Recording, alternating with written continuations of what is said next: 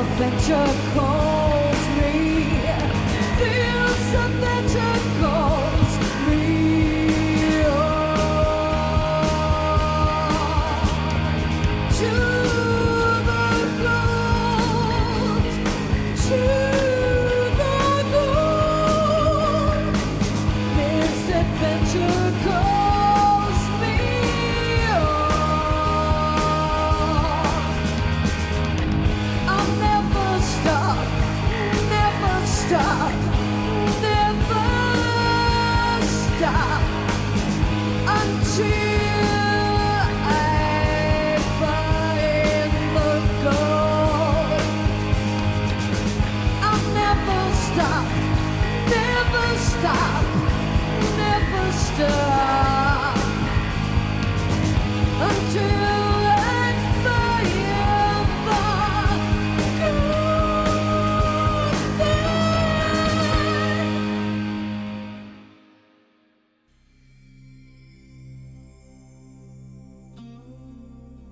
Hi everyone, welcome to Solutio. I'm Colin Davis, and the websites are soluciopodcast.com, shadowtechalchemy.com, and melissamarimovie.com, as well as melissamarimusic.com. And you just saw our song, Shedding the Skin, the video that we used when we used to play live with the O1 Experience. By the way, o1experience.com is where you can find that music. And that was the band that Melissa and I had. We debuted in December of 2018, and we worked on it for about 4 years prior to that. And what you saw there is that those were the visuals that we displayed on a projection screen behind our performance. And the art comes from a Russian artist named Lucidius that you can find on DeviantArt. Just a magnificent artist, painter, amazing painter. And I think almost all the art there, almost all, was created by him. And that is really one of my favorite songs by the O1 Experience. Just so deep, so alchemical, and Melissa's performance is just so incredible. And so yeah, that's always been one of my favorites. Now today I think I have my notes here, and I'm going to read to you a Facebook post that I put out a couple days ago, and about using conflict in relationship, about using conflict to evolve yourself, and how that when you're engaged in this inner alchemy like we are, a great deal of what you're doing is using conflict to evolve. And in fact, if you can't get through that aspect of it, I mean, that's part of the shadow work aspect, then there's nothing else coming to you. So that really has to be embraced, and we have to, I'll read this to you in just a second, and you'll get a feeling for how we do this. And there was two parts of the article, and I think I'm going to read you both parts, although I only posted one part. The first part was about using conflict in relationship, and then the other part was about beliefs and letting go of beliefs. Now, what else are we going to talk about? We're going to talk about complexes, father complexes, and other complexes. I might bring up Kohutian self-psychology, which is something that I'm not as familiar with as I will be soon. I mean, I know some basics of it just from listening to Robert Moore, but I've started reading and digging into it more deeply, and but I do understand the kind of the basic idea of it, and I want to relate that to the complex theory of Jung. And we'll just talk and hang out, and then of course anyone that wants to post comments or wants to call in even later, you can always call in.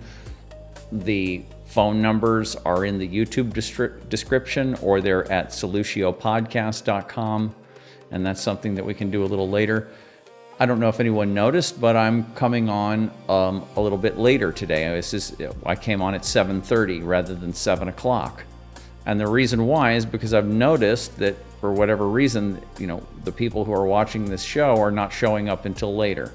And so I think a lot of the good material, they're not getting it, and they have to go back and watch it later in order to get that material. And people do. They do that. But right. So now let's get started with this. Let me read you this article that I have here. Let me pull this up. And so you'll just have to, I'm not going to put the article on the screen. I'm just going to read it, and then you'll just have to just listen.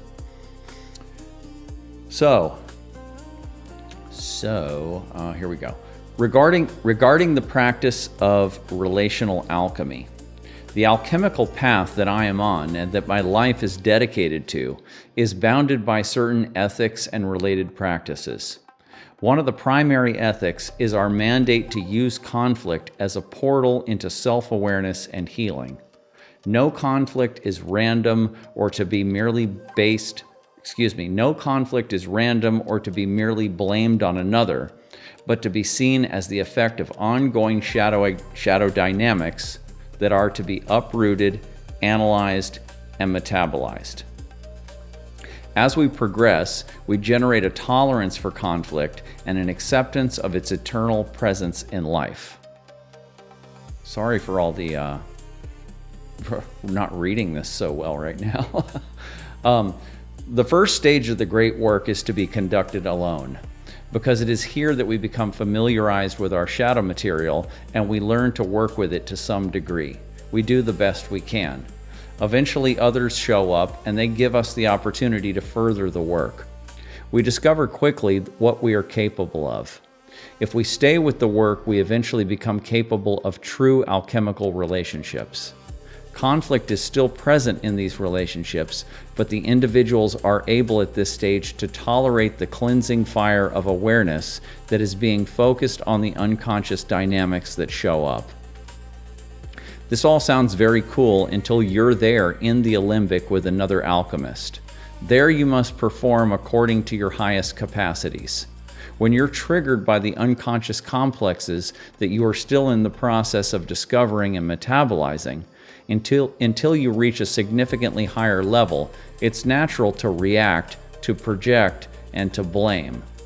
It's natural for our complexes to insinuate scripting into our egos that support their prerogatives. Reactivity is natural and to be expected. In fact, it is the prima materia that is necessary for the refinement we are engaged in. It's what we do with that reactivity that makes us alchemists. The alchemist is a magician, so we have maps, tools, and procedures that we work with. All alchemists use similar procedures, but they differ from one to another. During the reactivity of conflict, the alchemists are using their witness consciousness to study the reaction.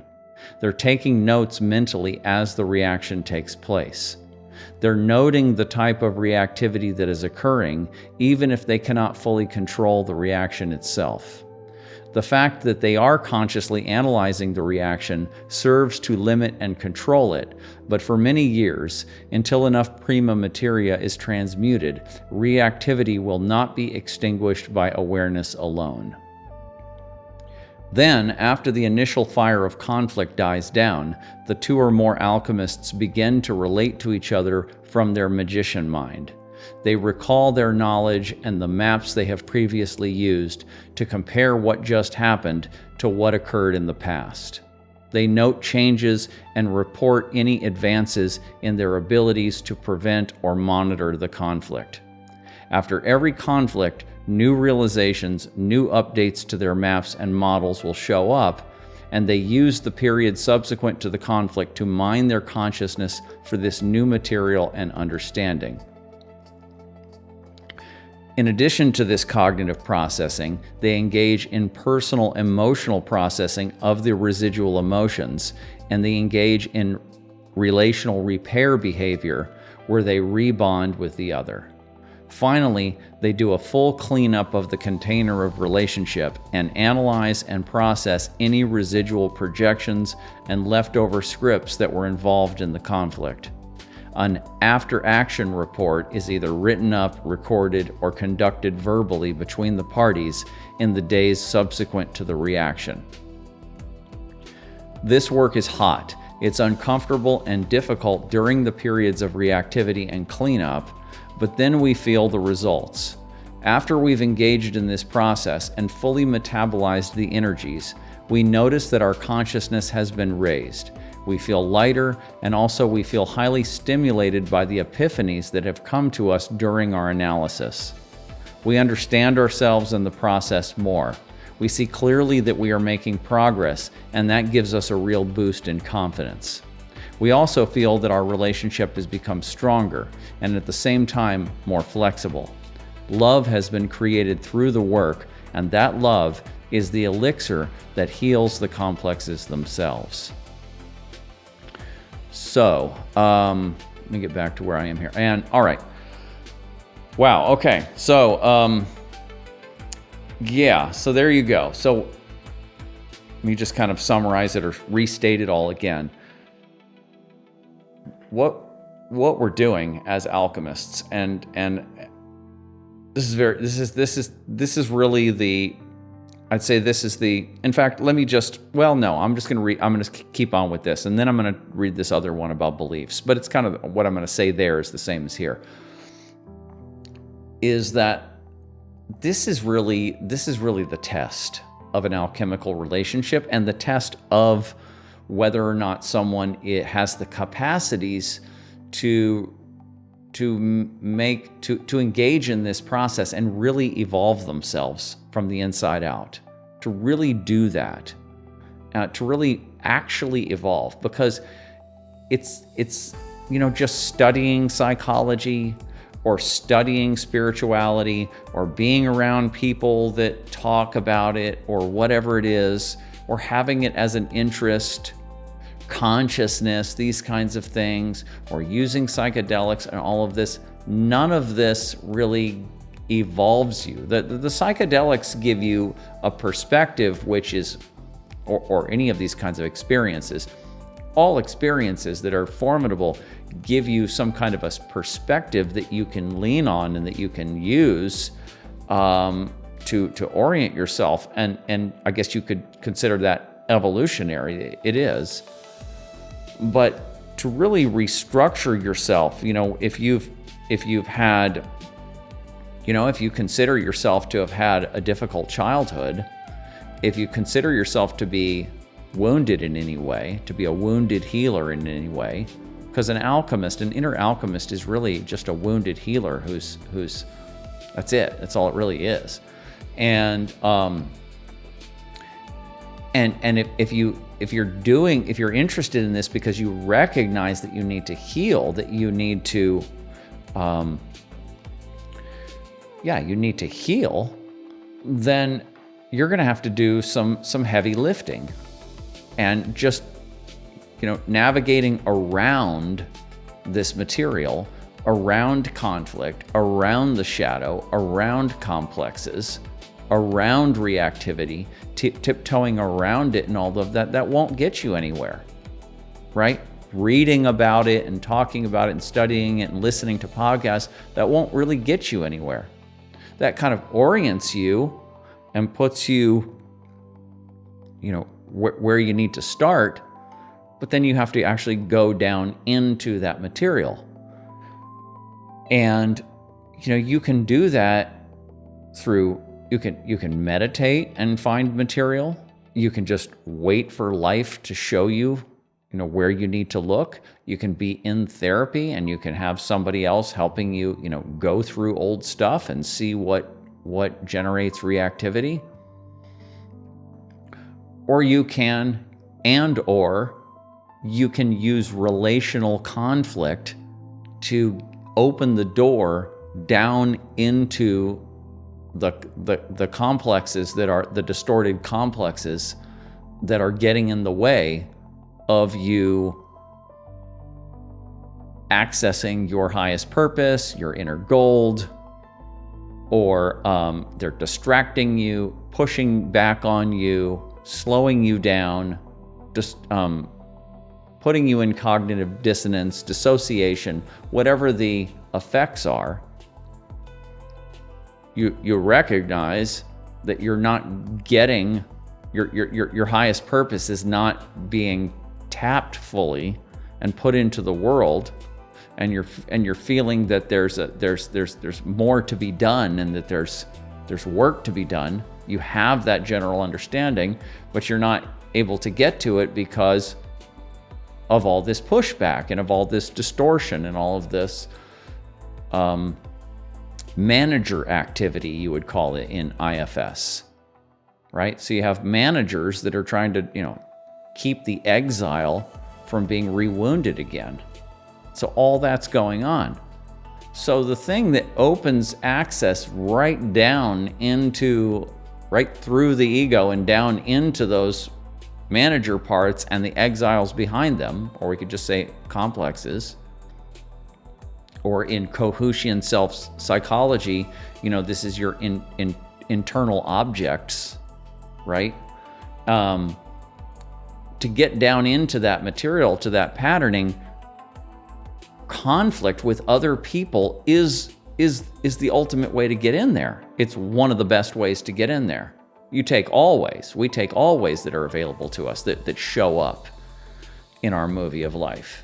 But using conflict with other people is a very high level way of doing this. And not only does it give you an opportunity to figure yourself out and to start to process the emotions that are down there, like I read in the article. First, you cognitively analyze your reactivity. your conflict. You're doing it as the conflict is happening. You're doing it as the conflict is happening. You're watching. Even if you can't control yourself, you're watching. And then when the conflict is over, you're comparing what just happened with what your prior understanding of yourself is. You're comparing your old maps with what just happened. You're going, does that match? Or do I need to add more to my map now? You're talking to your partner about this, and they're saying, okay, well, here's what's going on. Here's how I see it, and here's how I see it, and all of that. Of course, you're taking responsibility, which I didn't even mention, I just realized in that article. Each person in the conflict is 50% of it, no less. It's never any less than 50%. It's always both people. And this is something to mention, is that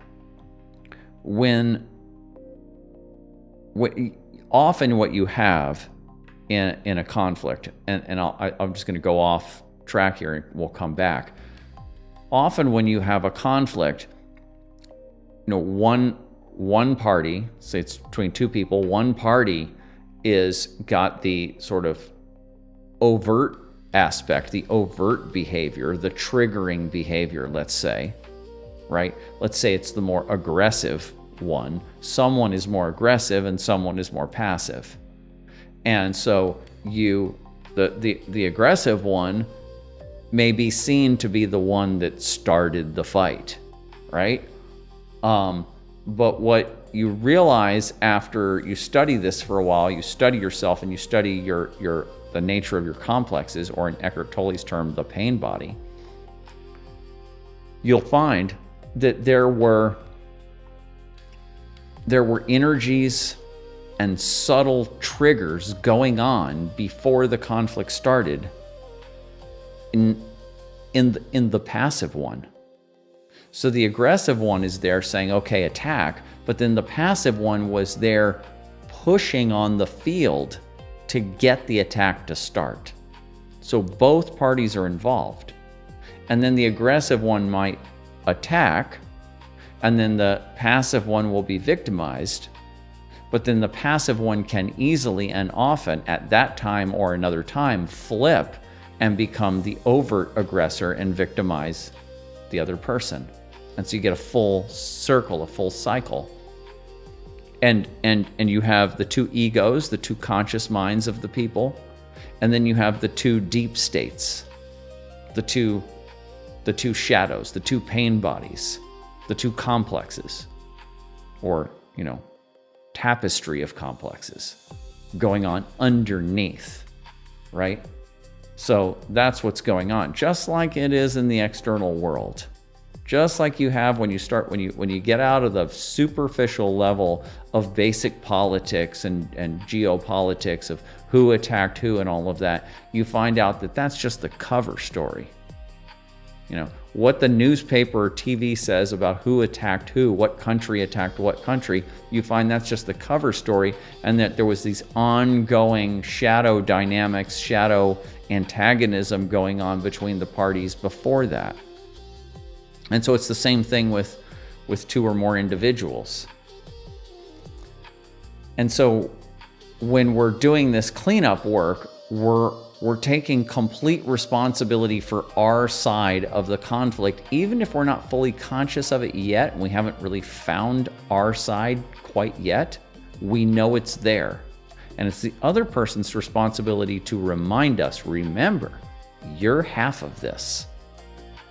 And if you say, yeah, but it just doesn't seem like I'm half of this because you're the one that attacked me and you're this and you're that, the other person has to say, you have to find your half of it. Where is your half of the equation? It's there. Find it. It's subtle, but find it. It's back there. And then once the two alchemists are pretty embedded in this ethic, and they have recognized that this is the way it works, and there's no getting out of it, and it's never one side or the other, and they've really embodied that, then then this kind of dialogue can happen, and then the blaming can stop, because you have to get past the blaming and into the energetic level of conflict dynamics, of pain body dynamics that are going on underneath the surface. So you're engaged in that, you're doing that, and then you're going through this, and you're creating your after action report, I called it, and you're talking it through. And maybe you're not doing it at the time, 5 minutes, 10, 15 minutes after a conflict. Maybe you're doing it that night or the next day or 2 days later, but never more than that. You're never waiting. Probably you're not waiting more than 24 hours at the most, really, before you're really pulling this apart with the other person. And the other person has to be ready, willing, and able to do that. So it requires two serious people who can do that, and it's hard because the psyche wants to project, it wants to blame, it wants to throw on the problem onto the other person or onto some external thing, or maybe it even wants to say, oh, that's just how I am, get used to it, and whatever it is, make excuses, make rationalizations so that you don't have to go in there and analyze the situation and get in touch with the material below. And so this is where you find out where people are at in these kinds of relationships. This is where you find out, do you have another alchemist with you or not, right? And you can, it's going to be, you're going to figure it out, and then you're either going to figure out that the other person can do this, or you're going to find out where maybe you're talking the talk, but you're not walking the walk. Maybe you're asking them to do something that you're not even really doing that well yourself. Maybe you're not that more evolved than they are. Maybe it looks like they're the one that's turning down the offer to evolve, to analyze. But maybe you have your side of it too. Maybe you're both really at the same level. So you have to take that into consideration, because that very often is the case. So, but this is the practice. This is how it's done. And so then you're analyzing and all of that, and you have to have some kind of maps. You have to be using some kind of map of the territory of psyche, of what's going on. How do these things work? You have to have some kind of psychological map that you're using. You're using Jungian psychology, or you're using internal family systems, or you're using, Kohut, or you're using Freud, or you're using whoever you're using, whatever your map is. I don't think Freud is getting you there with what we're talking about here. But Eckhart Tolle's simple understanding of the pain body is so elegant. There's no detail to it. It's not like what Melissa and I were doing, of just really pulling it apart and taking Jungian psychology and then adding integral theory and other stuff and really trying to make a really detailed map. It's real simple. It's like you got a pain body and they have a pain body, and your pain body likes to play with the other one. And it's responsible for the reactivity and the emotions and all of that. And then the ego is responsible for the blaming and the projection and all of that. And so it's the ego and the pain body. And that's it. That's all you got. And that's simple. And that's all you really need. I like that. If you want to learn about the Eckhart Tolle's pain body, you just put it into YouTube, and he's got all kinds of lectures on it, or talks. And there's one chapter on it in his first book, The Power of Now. And there's 2 chapters on it, chapters 5 and 6, in his second book, A New Earth, it's called. I usually refer people to that one because I think it's a little bit more developed, and there's 2 chapters on it instead of 1. But this is a very elegant and easy understanding. It kind of, he calls the pain body a psychic parasite. And so that kind of demonizes parts of yourself. I don't really go with that so much anymore. But because that kind of just, you have to recognize that these, I like IFS for this understanding a little bit better. This reactivity and the conflict generating nature of your internal system is based on child parts that are just reacting in a maladaptive way based on how they were on, personal factors and epigenetic factors and how they were treated, and they're a child's level of understanding. And you don't want to demonize your inner parts, right? Even, you could call a child a parasite if you wanted to. Is that the best approach for thinking about a child? No way. And so you don't want to think about your inner parts as parasites. Although the behavior is that. The behavior is, there is a lot of parasitism in the behavior of these complexes. So it is turns out actually that parasitism is the most prominent relationship profile in the biosphere. So it's not abnormal or anything. But anyway, so you're using some kind of model. That's why it's just so important that everybody start, use one of these models. And I can only give you what I'm familiar with.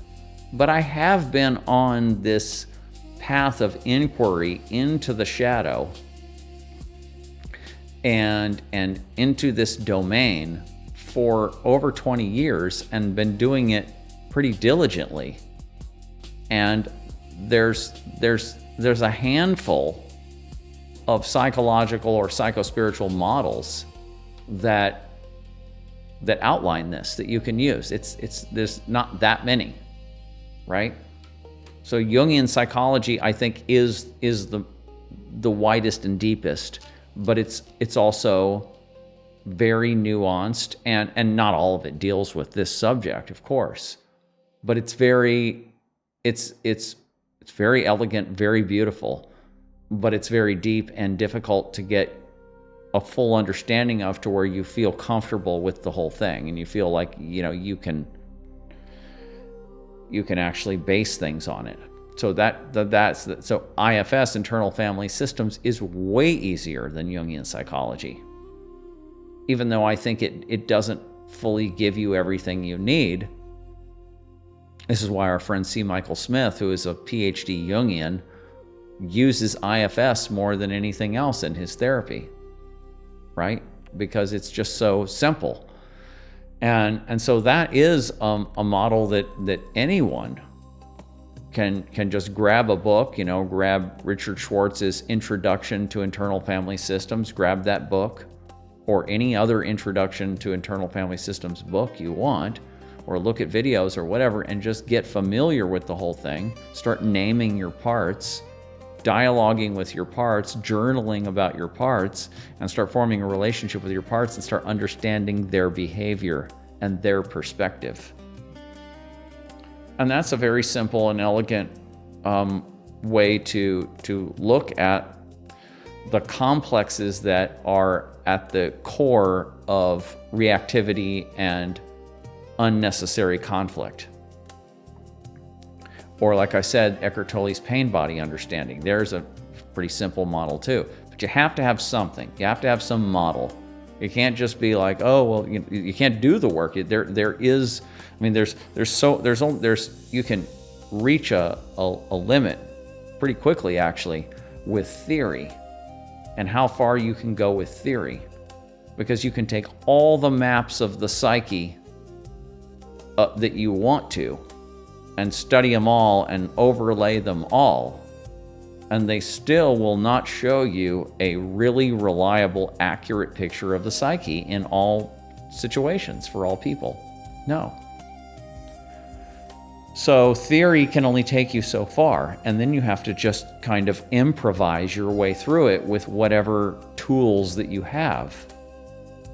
That's just where we are in this, in our evolution, in the science, in the psycho-spiritual science of inner development and of understanding the psyche. So, but you need something. You need some kind of reliable map that works. And so it's going to have to get yourself up to speed on some kind of system like that. So yeah, so now maybe, let me read you something else. Let me go to something else here. We'll read something else and then we'll talk about it. Let's go back here. This was part of my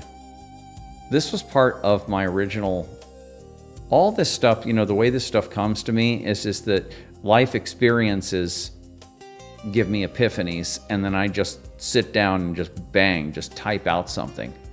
I can't just write every day like writers can. I can write pretty good and pretty clean, but it comes out when it comes out.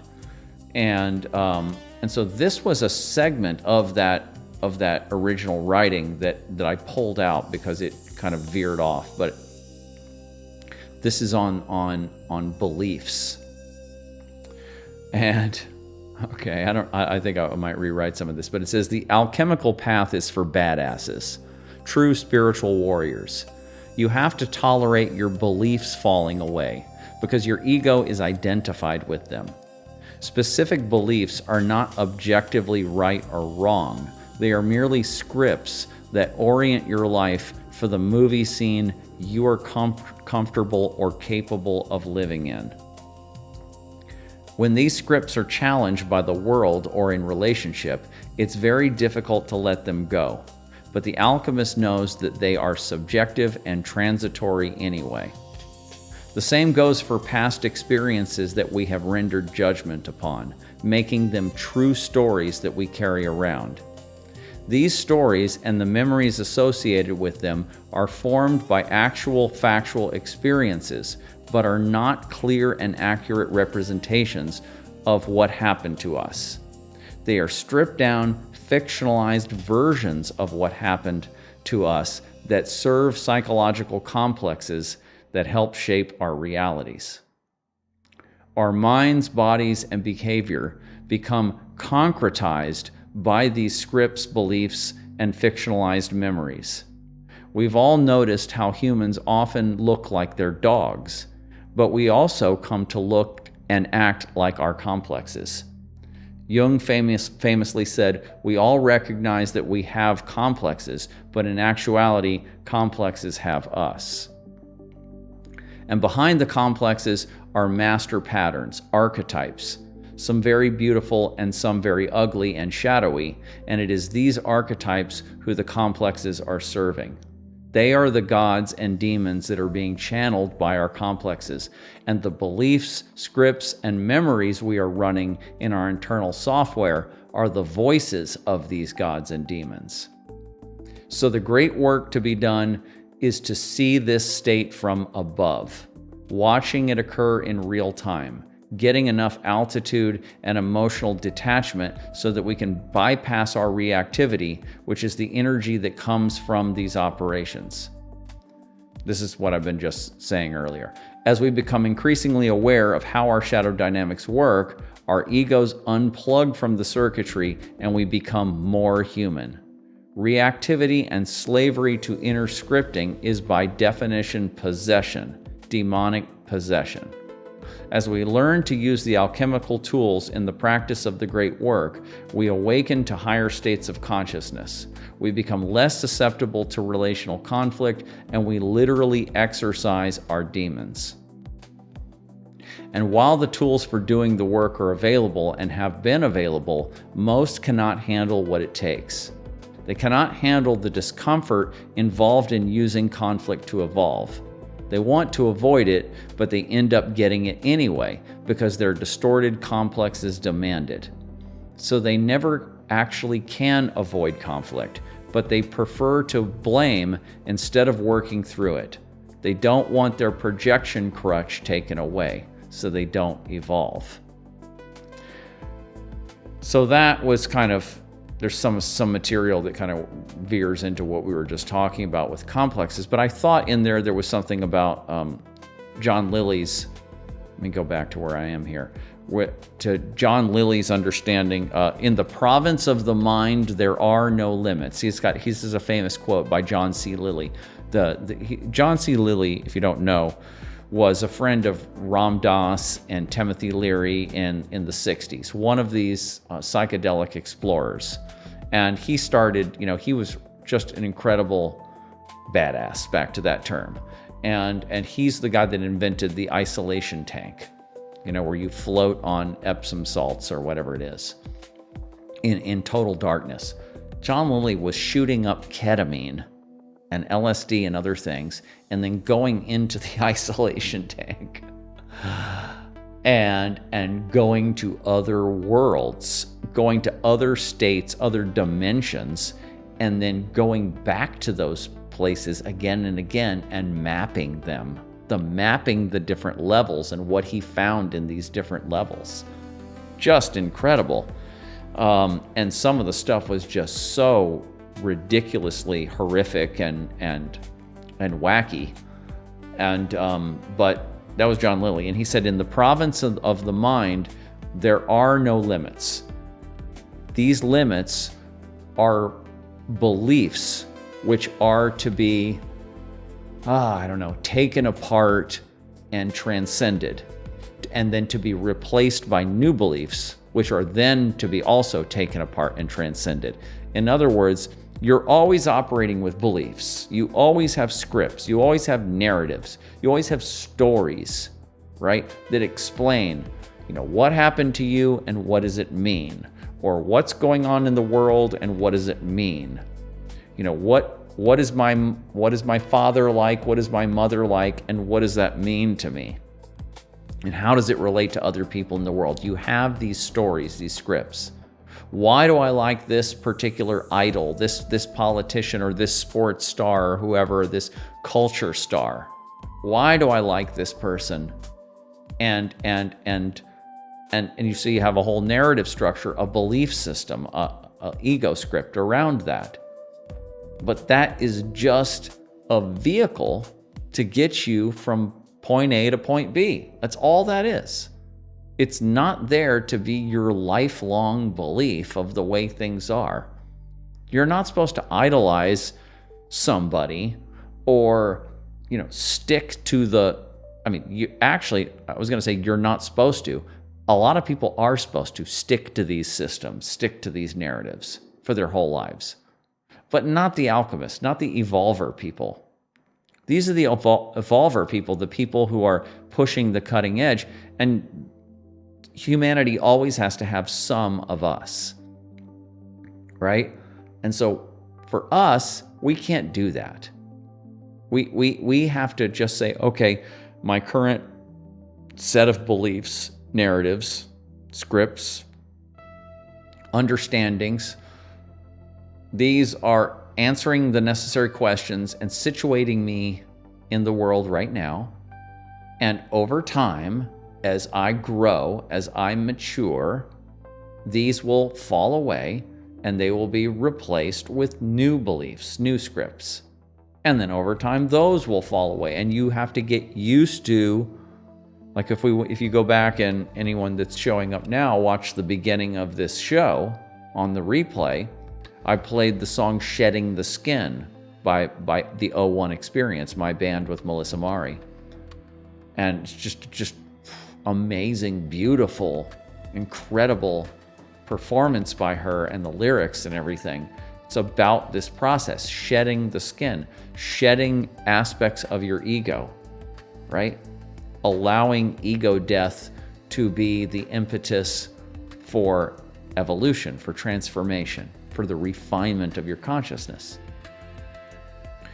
So that's what we're doing as alchemists, is we're using conflict as a doorway into our complexes.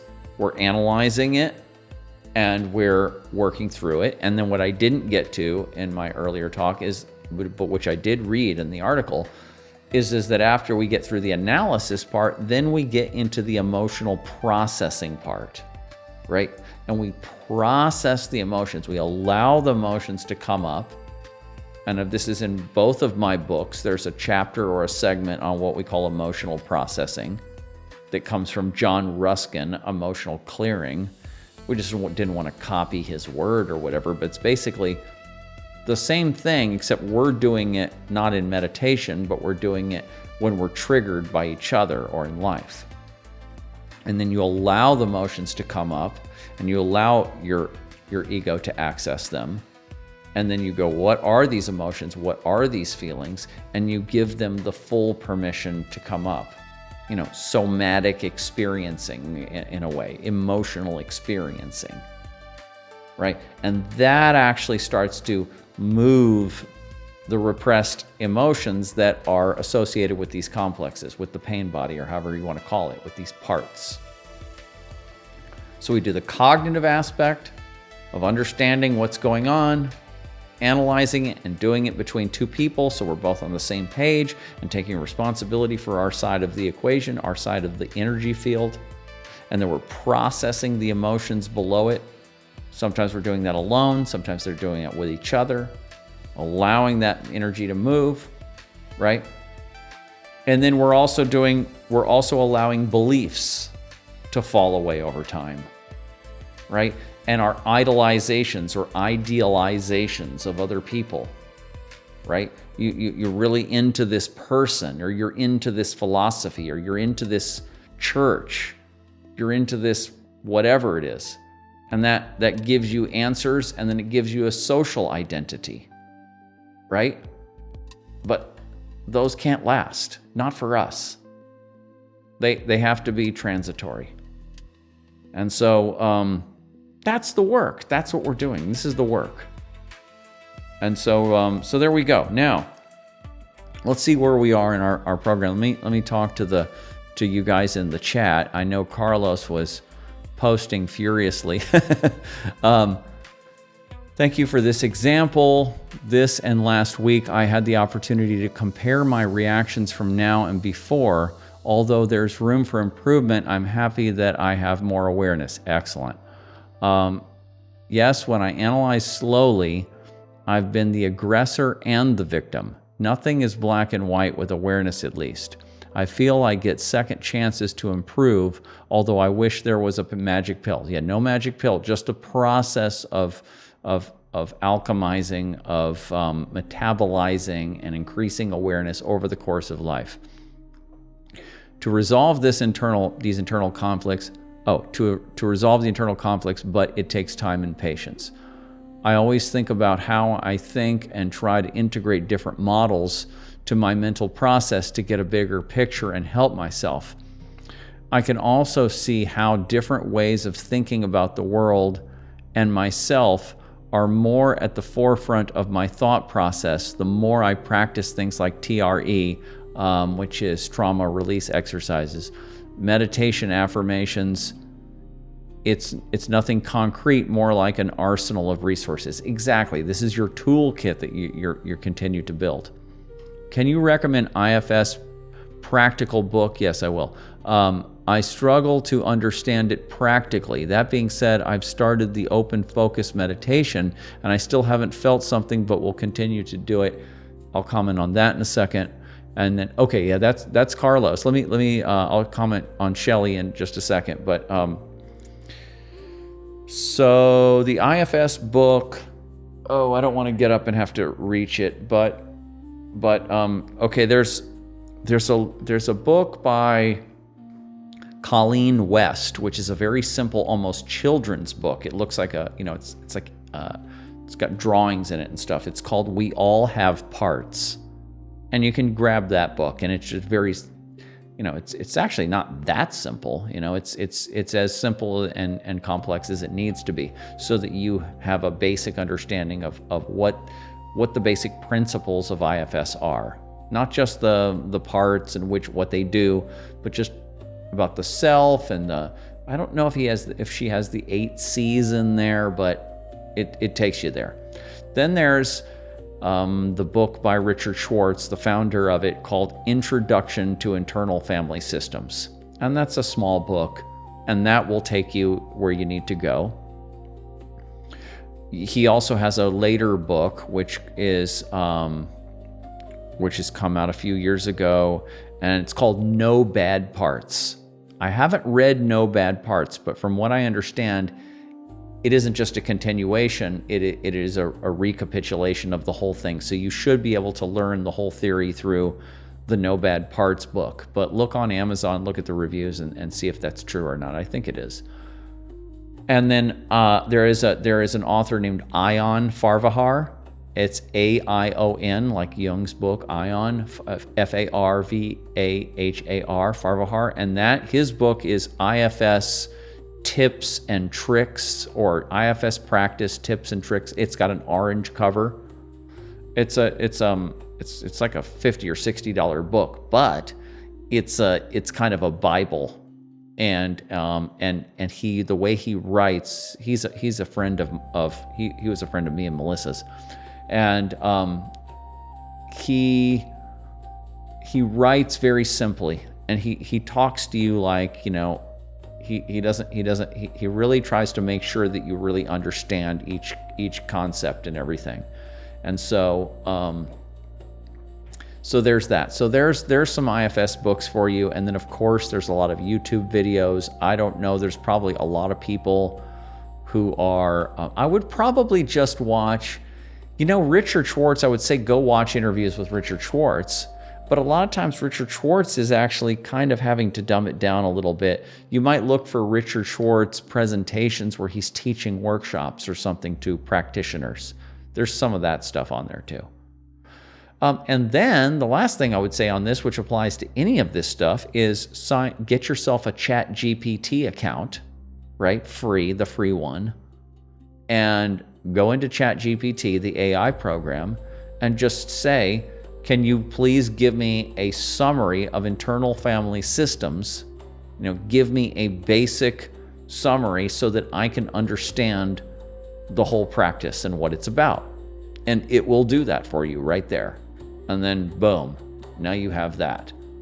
And of course there's the Wikipedia entry for it. So it's not hard to get introduced to internal family systems, especially with the ChatGPT. I mean, I was using Grok.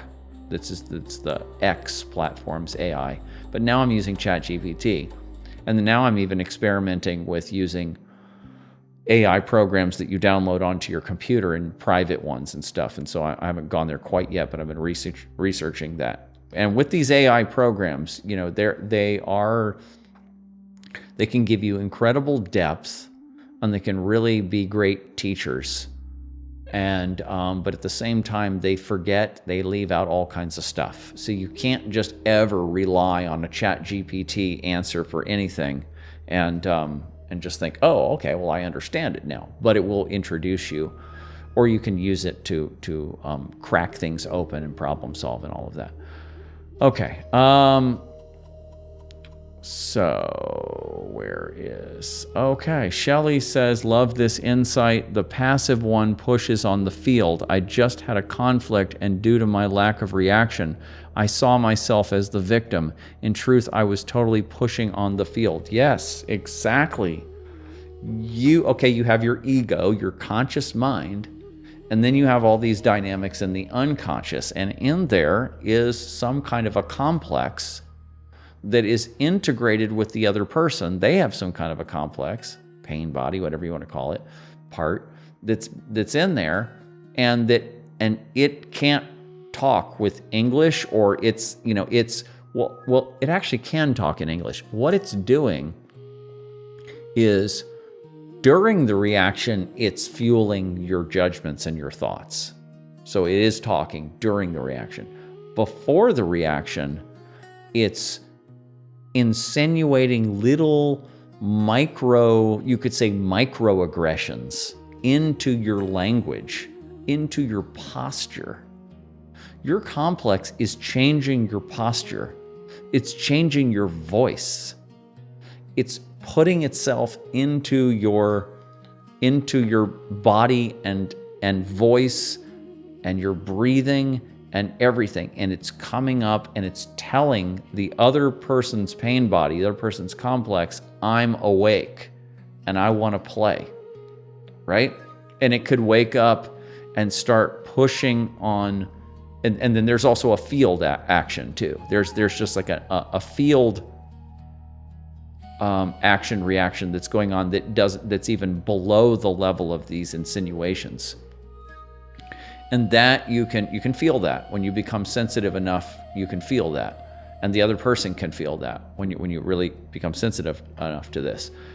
And so that can come on, a couple days before a conflict, or just a couple hours or a few minutes or whatever, however it works in you.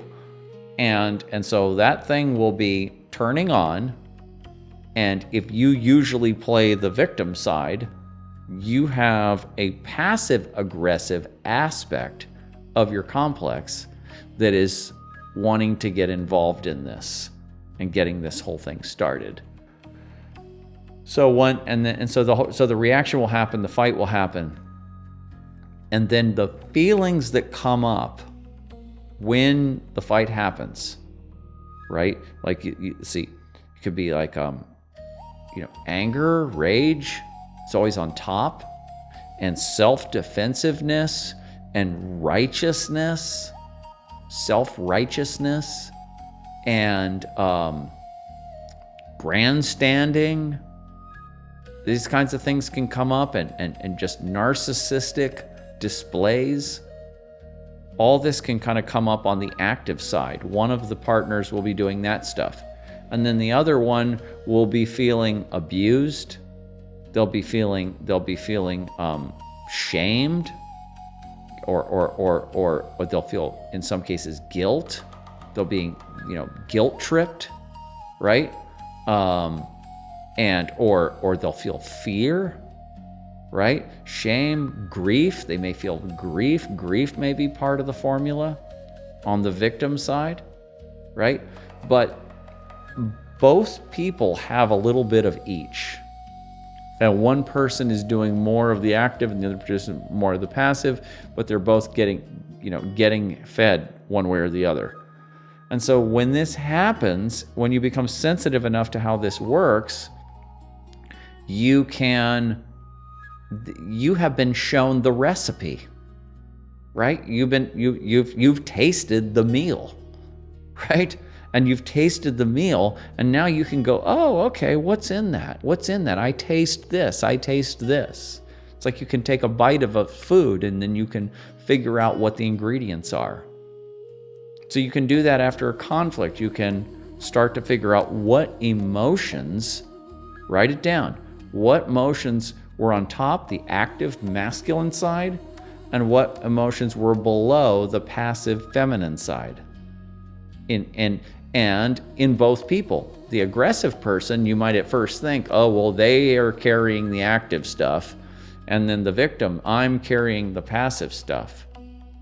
But when you go through that layer, you'll find that the equal opposite is below that layer. So the victim will have the aggressive stuff below the passive stuff. And and then the aggressor will have the passive stuff below the aggressive stuff.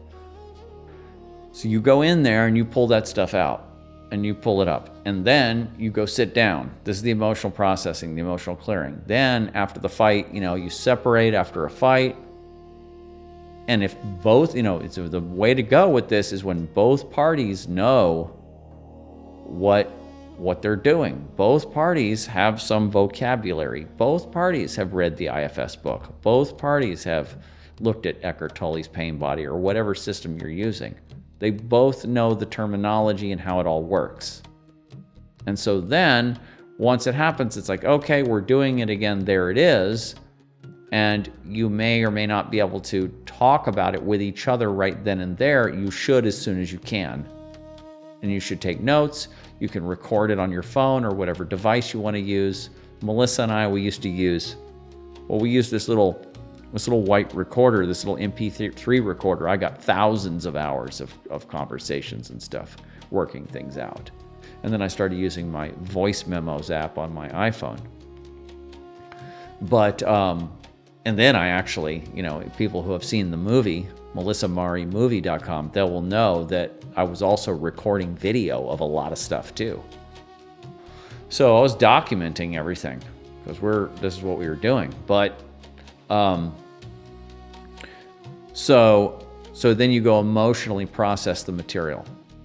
I'm going to go sit down. I'm going to go in the other room. You go in the other room. And then you go sit with it, and you allow, the judgments and the thoughts are all running up here, and you just let them be. Don't feed them anything. Don't give them any more attention. Let them play out, but don't feed them anything. Concentrate your energy on your body, on your emotions, wherever they show up in your body. Concentrate on the emotions, whatever's on top. If there's rage on top, allow the rage to come up. Allow it to flush your face. Don't punch anything. You can, punch a pillow or squeeze a pillow or do something like that, or squeeze some kind of a ball or something like that, or whatever, just to expend some physical energy. But allow the energy to come up and flush through you. And then when the anger part has died down, start looking for the grief. Start looking for the shame. Start looking for the guilt. Start looking for the fear, the stuff that's below the anger. Or if that other stuff is on top, boom, just allow that to come up. And when you get to the passive stuff, when you get to the shame, to the grief, when you get to that, allow yourself to cry. And the more you can cry, the better. And we've talked about this before. Learn how to cry. Use this technique after you're triggered, because this is the best time to do it. And go and kick back somewhere. You can do it in the car even, wherever you have to do this. And then allow the emotions to get to the feminine side, and then cry through it. All right, now you're reprocessing, physiologically processing these emotions. So that's it. That's what we're doing. That's how we're doing it. And let me see what you guys are saying. Let's see here. You bought the Colleen West book in Kindle. There you go. That's perfect. That's. Did I start with that one? I think I might have started it with that one.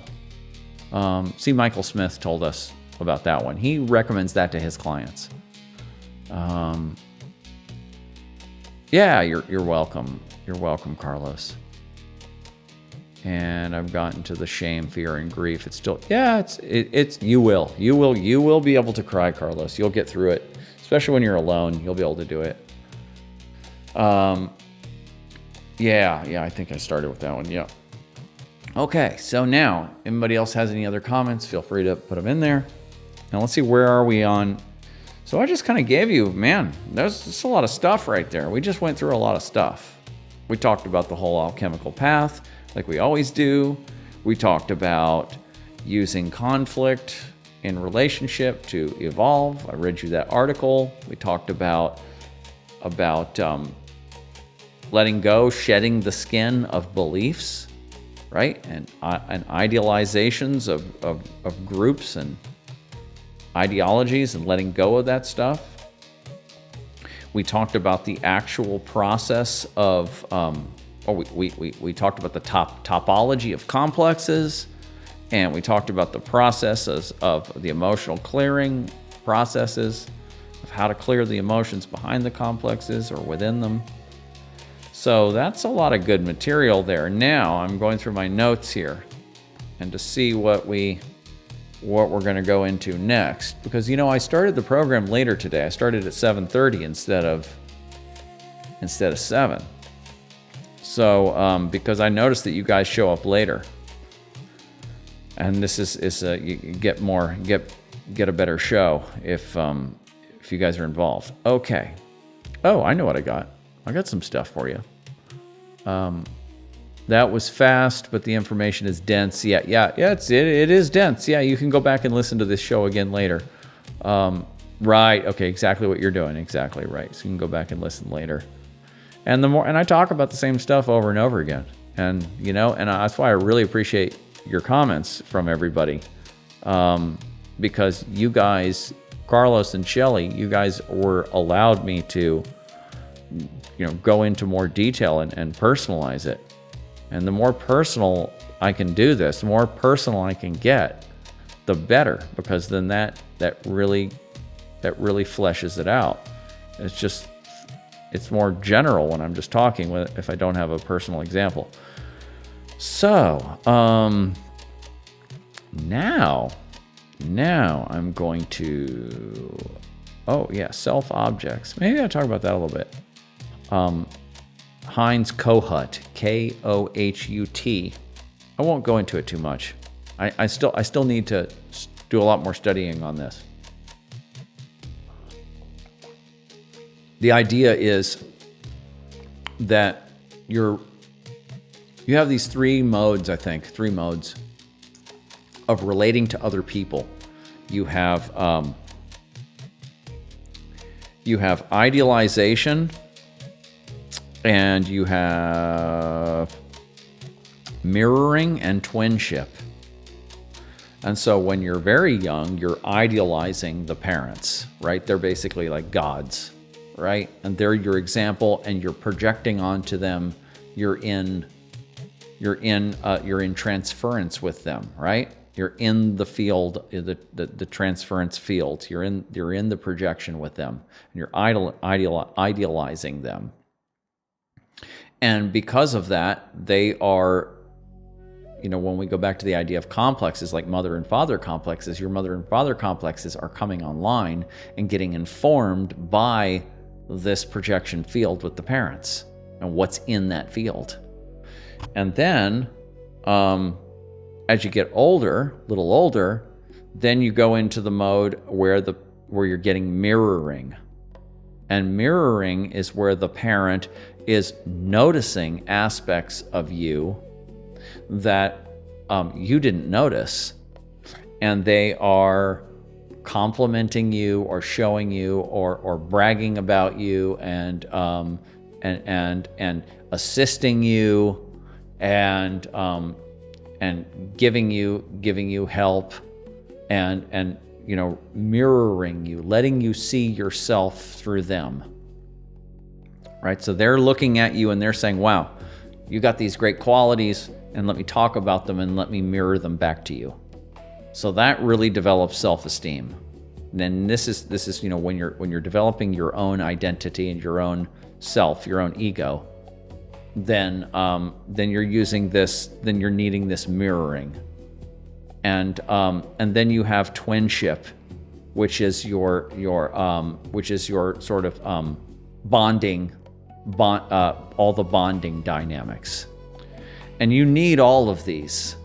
You need all of these experiences, and you need these functions to come online properly. And if any of these are disrupted, if there's a misattunement, or if there is a neglect, or if some of these needs are not met, there isn't enough of this happening, then you're going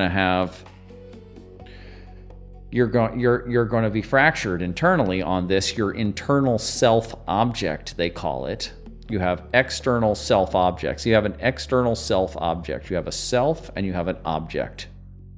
It's kind of, I don't know, some of these terms doesn't sound very, very empathetic, even though a big part of this psychology is all about developing empathy. But the term self-object, so an outer person is an object that you relate to, and then you have the internal representation.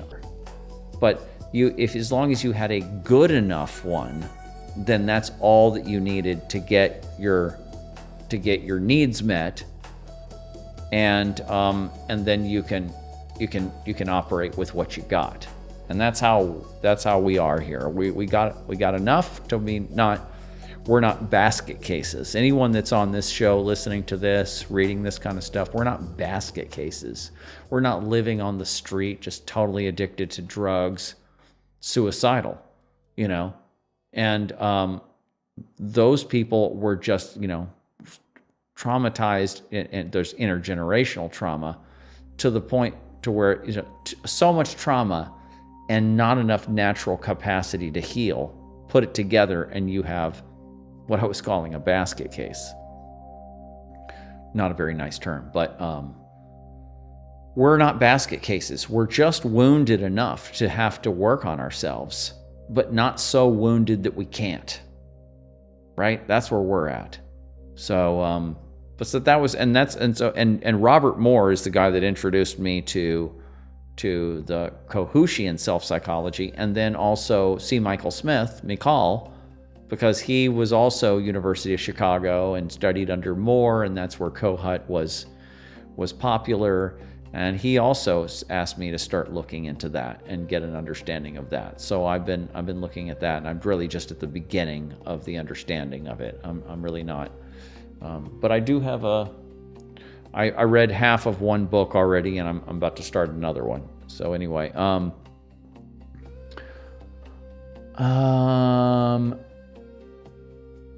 I can't remember who I Am Her Eminence was, what your name was, who was it that was behind that handle.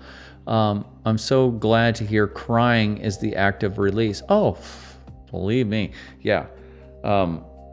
Look at either of our books, Shadow Tech or The Transforming Darkness.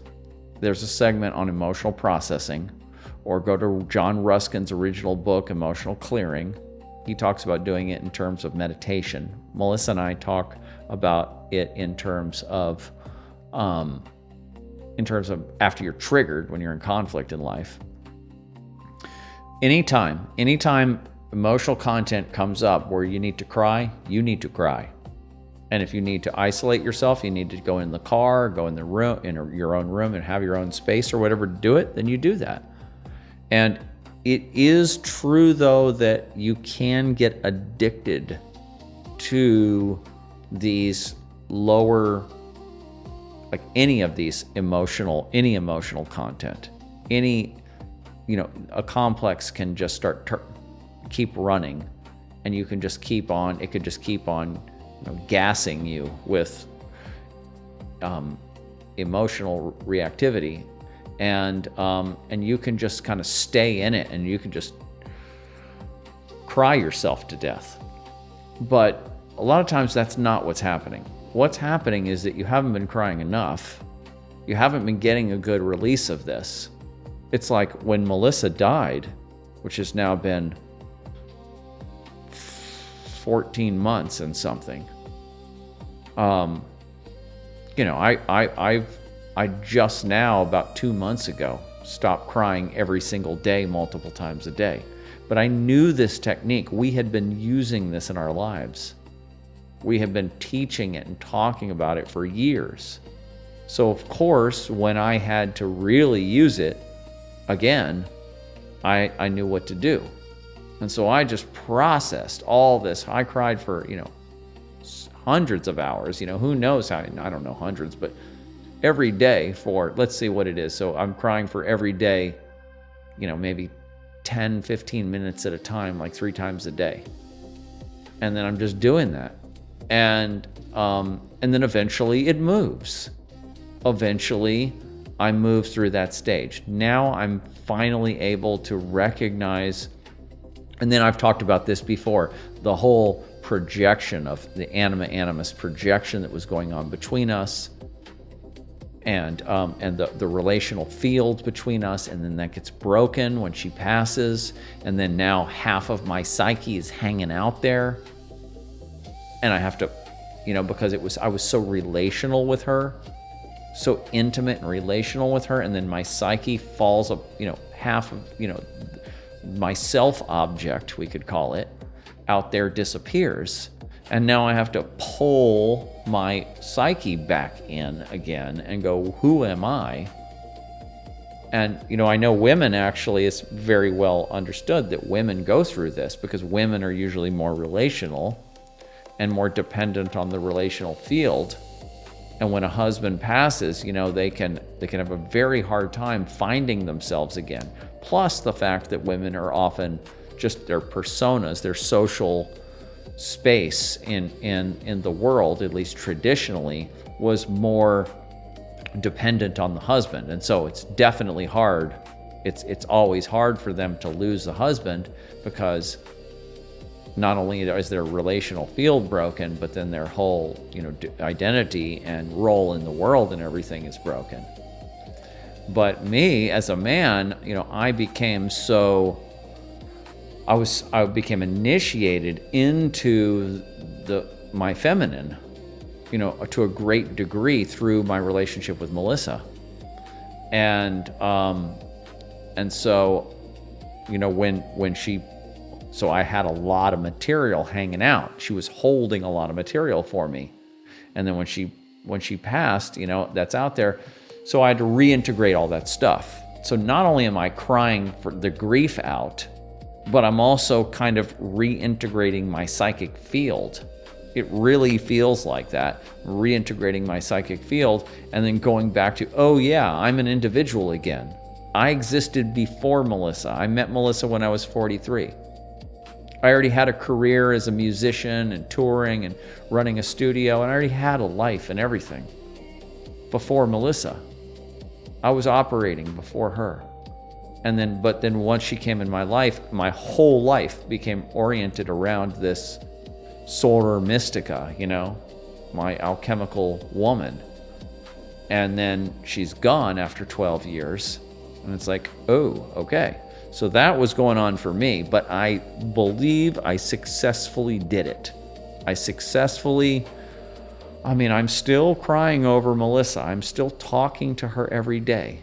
I'm still, ringing the bell on the altar, and I got her pictures up there. I talk to her every day. I'm still doing this.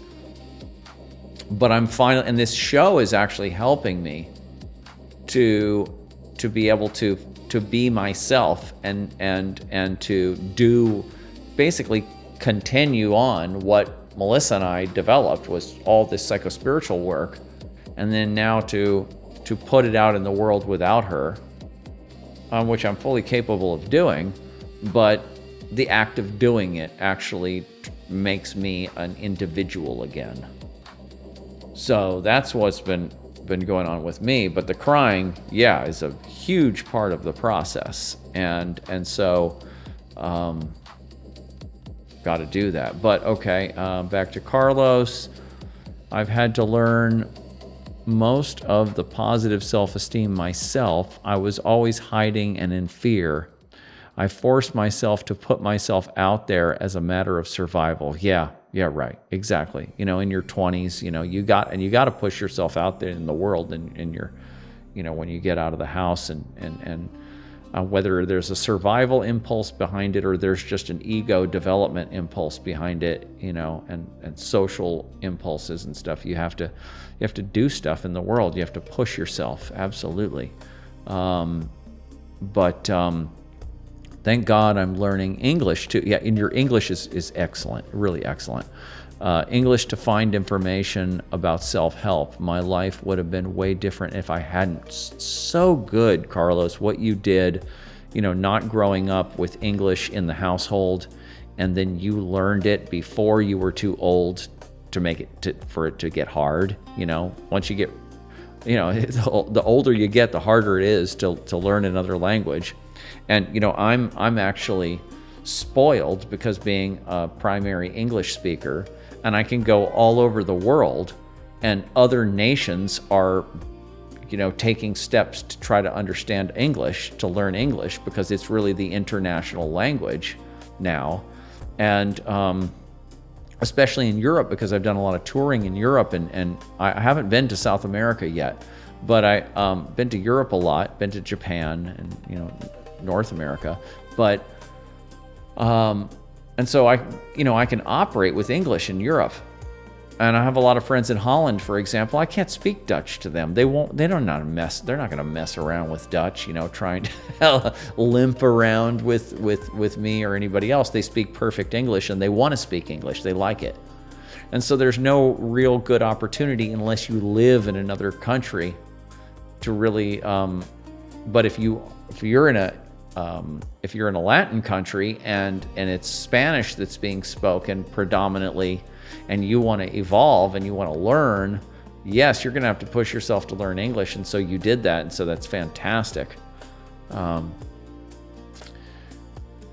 In a way, I don't want to feel like a victim. I think that might be one of the reasons it was hard for me to, yeah, that's natural for you as a boy and a man to, especially we've talked about this before, Carlos, about, the Latin machismo culture. And that's only natural, and that's programmed into you. That's came from your family, and that came from your family line, and that's all around you and everything like that. And so the idea is, men have to buck up and they have to be strong and they have to, because that's true basically. When you're in a more survival-based situation, like what was the case hundreds of years ago, for all of time really, there's men who are expected to be warriors and hunters and providers because they have the physical strength and they have they have the actual brain for certain activities that women don't have. And so getting sucked down into crying and grieving and all of this stuff is not part of the male modality.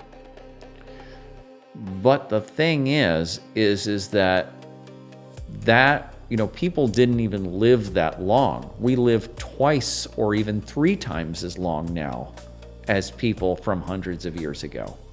Definitely people like 3 times as long as people from thousands of years ago, and twice as long as people from hundreds of years ago. And so, the what we call the first half of life, or just let's say when you get to let's say you get, we call midlife like age 35 or 40 now. But people are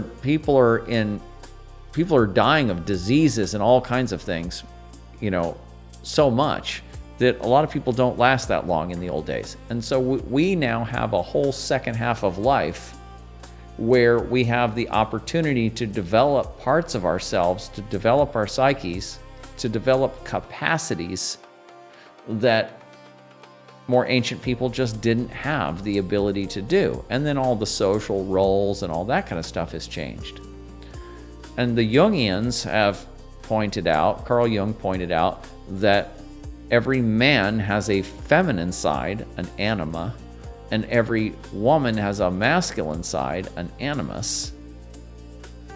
And traditionally, the first half of life, the woman's femininity is her ego identity, and her role in life is organized around feminine archetypes. And she has to be a mother, and she has to attract men, and so she's on the feminine side. And then a man has to go into the world and be a warrior or a provider. And so, he's got his masculinity on top. And that's natural for the first half of life. That's how you. But then when you get into the second half of life, then there's an opportunity for what they call the contrasexual image, the anima or the animus, to start to come online, so to speak, or to get integrated into the ego and into the whole personality. And men can develop what you could call the lover archetype, right? So men can become, if you're doing it right, if you're doing the process as Jung described it, and I think this is very natural and true, then a man who might have been more aggressive in early life will become softer and more compassionate and allow for more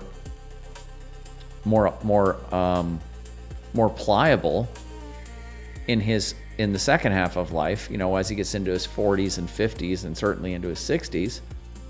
And then a woman will actually start to get in touch with her warrior energy, her masculinity, when she gets into her 40s and 50s. 30s, 40s, 50s. When her kids are out of the house, when her mothering period is over, she will, often go through her midlife crisis, and then she'll find something to do in the world that is more about her and less about family and less about others, and she'll get into her own thing, and she'll start a career or do something else. That's happening all the time. So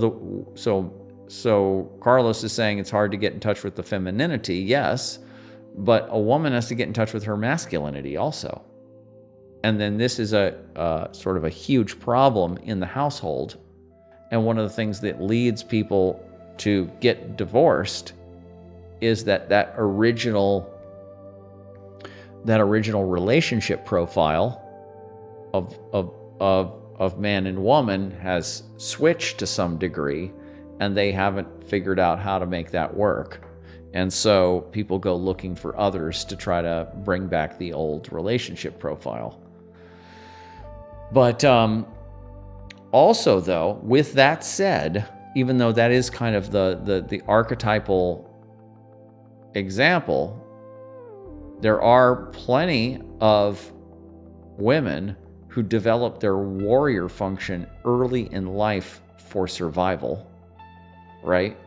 Because coming from bad families and abusive situations, that women will turn on their warrior energy early. I mean, in their teenage years or in their 20s, and then they will develop that, and they won't really, their lover capacity will be kind of stifled.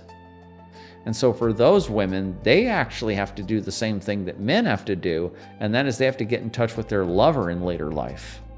They have to allow the relational aspect, their femininity, to start to come in, and they have to become, and Melissa did this. Yeah.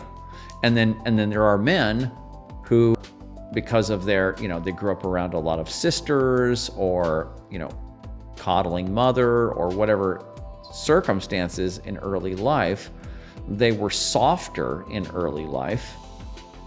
And then they have to develop their warrior in later life. So it doesn't go by the traditional way all the time, although that might be 80% of the time. But either way, the point is whatever archetype is more present in early life, and you could just say masculinity or femininity, or you can use Robert Moore's system and you can say warrior and lover. Or Toni Wolff she's the originator of the idea. And so whichever one is prominent in early life, the opposite is going to be needed to be worked with and brought online later on, or as soon as you recognize that it's an issue. So there you go. There's some more good stuff. And now it is 9:00, and I think we're gonna go I think we're gonna go for another half hour. So what I want to tell you about now is I'm going to show you some stuff. I think I've already showed you this whole 4-quadrant thing. Ken Wilber's 4 quadrants, the 4 perspectives: first person, second person, third person plural, or mind, culture, body, society. And how cool that is and elegant it is to take any subject and put it into that model and really break it apart and have a holistic understanding of that subject. And so I've been doing this with the shadow, because that's my main subject. And it was in my last book, Transforming Darkness, just in brief. It's like a handful of pages. And now I'm working on a workshop. And you guys are, of course, welcome to attend the workshop. And there will be an online version, and then there will be, in-person versions. And I may just do the online version as a warm-up. I don't know if I'll do more than, I'll probably keep doing them, but at first I'm going to do one to kind of test it out and then to use as a proof of concept, basically, to start doing them in person, because I'm going to start doing them around Austin and Central Texas. It's where I am right now. I was in California, but now I'm here. And so this workshop, though, is part of this workshop is this 4-quadrant system. The downside to the 4-quadrant system is that it's kind of heady and kind of complicated at first. It's very, very elegant and good, and I want to give it to people, but it's also, the kind of talk that we've been doing today on this broadcast is really, I think, the best kind of way to deliver information on the shadow. Is just this real kind of earthy, real stuff that's practical, that talks about your actual life and getting into conflicts and how to process emotions and all that kind of stuff. That's the best way, really, to talk about the dynamics of the shadow and shadow work. But there are higher levels of analysis and understanding that are also useful. So I'm figuring out how much of the complicated stuff I can put in there and mix it with the earthy, real, juicy stuff. But now let's do that, though. So I'm going to take you to a document that I'm working on, and I'm just going to read you through. Let's go over to that right now. Let me put that on the screen. Let's figure this out here. Let's put that on the screen. Where are we with that? Turn that off and turn this on. There. So now what you're looking at, and where's my little... I've showed you versions of this before.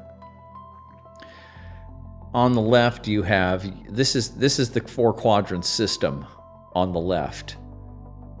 Integral theory, Ken Wilber, and, the I, we, it, and its. Individual, inside, outside, collective. That whole thing, that's Wilber's system. And that translates, when you're talking about the human being, that translates to mind, body, culture, and system. So the mind is your internal state. Your body is your physical body, your physiology, and your behavior. Your culture is all the information that we share with each other, our philosophy, our art, our law, and all of that. But then also, all the current day cultural stuff and music and memes and all that kind of stuff. But it's also our values, our attitudes that we share with each other. Especially, you have a society of a Judeo-Christian society, and you have a lot of shared attitudes and values and morals. That's all in the culture quadrant too. Plus, down at the bottom, it's the relational fields. Like we were talking earlier about when we're talking about the pain body and all of that. Relational fields, psychic fields between people. So that's the we quadrant, culture. And then the lower right-hand quadrant is the society that we actually build. We build institutions and schools and government agencies and monetary systems and all of that. And all of these 4 quadrants, the human being expresses itself through all 4 of these. And they're all interrelated. They are not 4 different separate domains. They are one. This is one holistic system that you can kind of split up into these different quadrants. And so typically, when you're talking about inner work, psychospiritual work, you're talking about the upper left-hand quadrant, your inner state, the inside of the individual. You'll see it says I, the I quadrant, and it's the inside of the individual. So that's the mind, that's the psyche, that's your spirituality, that's all of that going on. And so that's generally where we talk about shadow work. I mean, it's all shadow work really is. It's all upper left-hand quadrant stuff. Like if you look in the diagram on the right, you have the shadow of the psyche up there, Jung's shadow of the psyche. And then I just can go over the rest of it. On the shadow side, on the lower left hand in the we quadrant and the culture quadrant, you get cultural evil and the collective shadow, right? And then, this is This is all of the nasty ideologies and all, Epstein stuff and all of that. And then plus all of the mass formation psychosis, you could call it, and, the collective shadow, as under Jung's definition. Wetiko, Paul Levy calls it. That's the lower left-hand quadrant. And then you've got, let me move my little thing here, if I can get this to work. There it is. And then you've got in the upper right-hand quadrant, you've got, how does the shadow manifest in the body? Well, this is disease. This is illness. This is all the syndromes. There's like 1,000 new syndromes that everyone has. And then addictions and all your pathological behavior, the body side is in the upper right-hand quadrant. And then on the lower right-hand quadrant, that's your deep state. That's your shadow government. That's your corporatocracy. That's all the institutional corruption. So that's the whole 4-quadrant model right there. And then I'm basically going through this. Let me go back here. I'm going through this and describing it all, and then I'm giving you a whole rundown of all the we're talking right now. What we're talking about is the shadow of the psyche. So this is the upper left-hand quadrant of that shadow map. And I give you a whole rundown of the type of material, what is in the shadow of the psyche. What's in there? What's your shadow material? How do we categorize it? What is this stuff? And so I give you a whole long categorized list of shadow material. And then I give you a categorized list of shadow work practices. And I do this across all 4 quadrants. I give you shadow manifestations and shadow work practices in all 4 quadrants. So that's a very, very helpful system. No one else has done this before, and so I've been working on it for a while. And but it's kind of theoretical and all of that. But we're alchemists here, and we need maps, and we need to put together our own stuff. So this is for us. This is for the kind of people that are putting together their own stuff. Now let me get this out of the way, and let me go through this. So we're talking about shadow material in the psyche. What's in there? And so you have the emotional shadow. So this is your repressed feelings, your rage, your shame, your grief, your fear, your envy, all this kind of stuff. Repressed feelings, just raw feelings that are in there. And like when we were doing the emotional processing, when we were talking about that, we're just getting in touch with those feelings and letting those flow. Also in this category is chronic emotional triggers, right? Mood volatility, emotional suppression or numbing, right? We know what that is. Overwhelm or emotional flooding. Yes, we know what that is. Shame loops.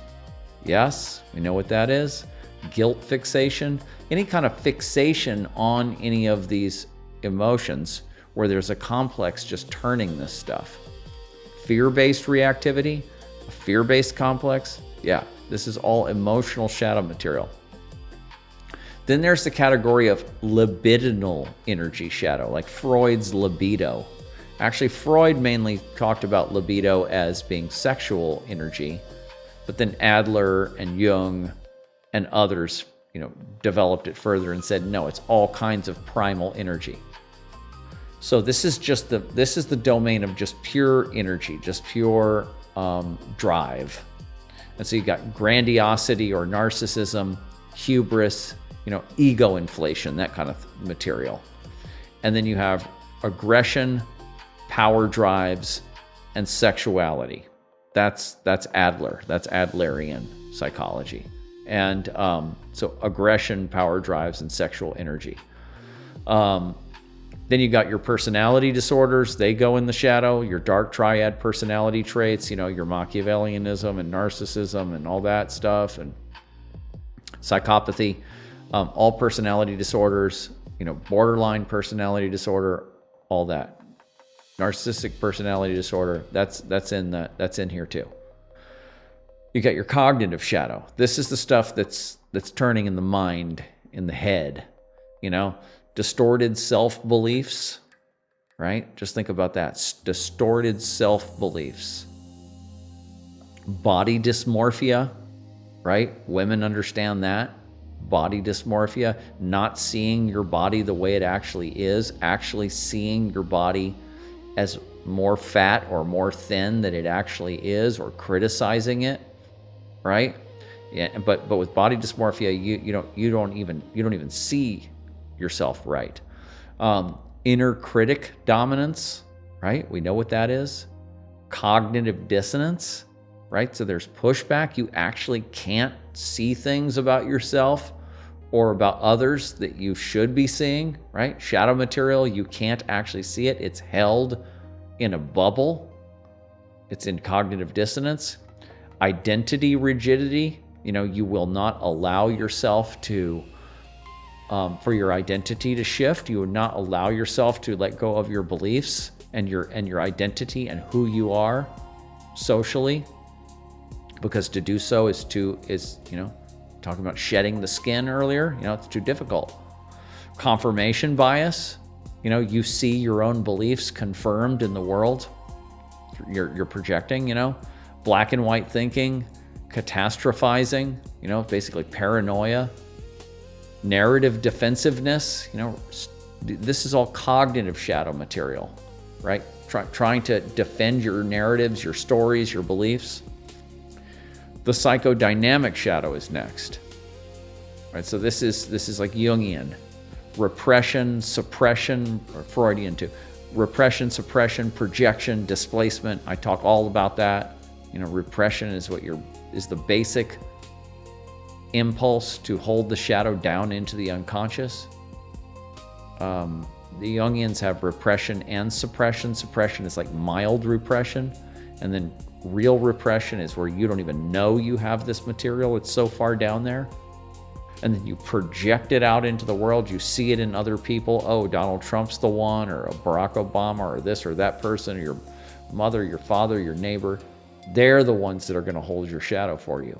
You project it onto them, and then you get angry or whatever, and then you take action in the world to stop that evil. That's your displacement strategy. Denial, it's another way of saying cognitive dissonance. Idealization, right? This is golden shadow projection. This is where you're projecting, good aspects of yourself onto other people. It's like, you got shadow projection, and then you have golden shadow projection, which is called idealization. Self-object distortions, like we were talking about, Kohutian theory. Demonization or scapegoating. You can do that in groups. There's a whole other section for the we quadrant where I talk about group shadow projection. We're not going to get into that today. Rationalization, dichotomous splitting, that's us versus them. All this kind of stuff. This is all shadow dynamics. Parts-based shadow. Autonomous complexes. Carl Jung, that comes from Jung. We were talking all about that today. The pain body, we mentioned that today. It's all different ways of saying the same thing. IFS, disowned parts, all same things. They're all different ways of saying the same thing. Archetypal energy shadow. This is like, for example, you go to Robert Moore's system and his whole king, warrior, magician, lover, and the shadow aspects of that. And you get inflated or possessed by these archetypes. And existential shadow, death anxiety, meaning collapse. You have a dark night of the soul, and then your whole, or identity diffusion, your identity's falling apart. And freedom avoidance or responsibility avoidance. These are ways of not going into the world the way you should, because there's existential fears, existential anxieties and distortions. And then you have your spiritual, psychological bypassing, we're calling it. That's a known term, spiritual bypassing. Awakening inflation, right? You think you had a psycho-spiritual experience, you took ayahuasca or LSD or whatever, and now you think you've awakened, or maybe you just had some other kind of epiphany without drugs, and you think you've awakened, and now, your ego is getting inflated. Premature transcendence, similar situation. Emotional bypass, right? You're actually the reverse. You're not accessing what you should be accessing. Love and light avoidance, right? This is the New Age problem, the spiritual community or New Age problem. They never want to look at the dark side because they think that it will suck them in there.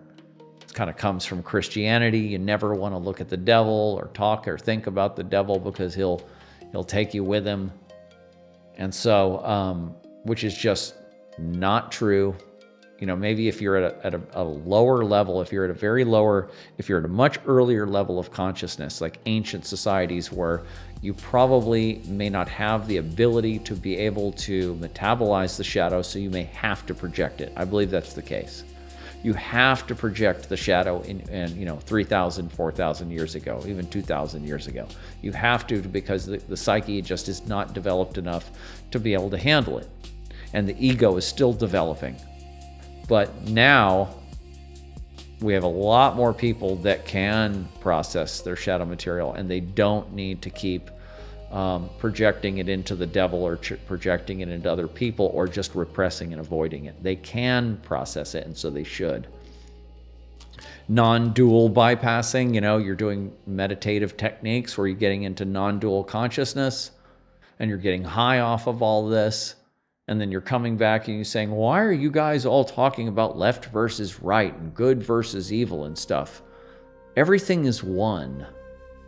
And but you're not getting that that's a temporary state that you can reach, and it's great to do that and to start to get that into your psyche and to have that experience. That's great. If you can do that through taking 5-MeO-DMT or whatever drug, or you can get it through meditation, that's great. But you have to realize that this is a duality-based